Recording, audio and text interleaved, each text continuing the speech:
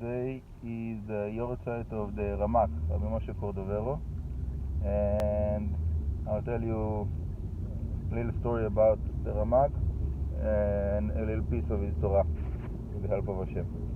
So there was a story that I heard that in the end of his life he became to be quite famous. He was the big famous Mekubal that or before the Arizal, and got to that point that people wanted his blessing so much he didn't have the strength to deal with all of those people. He was an older man, and there were so many people who wanted his blessing. So people would come to him even when he was resting.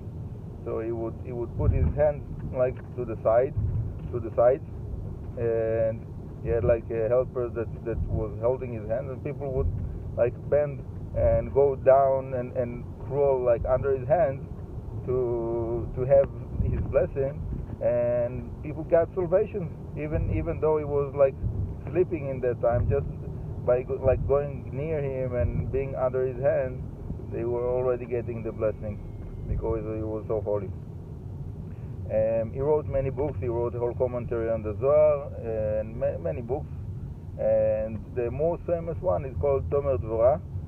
And the book of Tomer Devorah is very special that it gives the principles, the attributes of the Sfirot, the 10 Sfirot, and using them to explain people how to come closer to Hashem through following those attributes of the 10 Sfirot.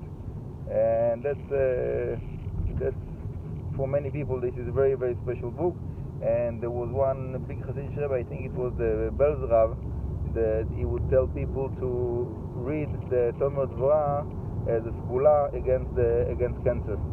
So people that dealing with that disease themselves, or there's other people around them that they want to help and they don't know how, suffering from this disease.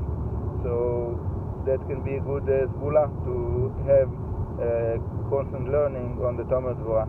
So with the help of Hashem, with the merit of Rabbi Moshe Cordovero, I'm sending my blessings for everybody.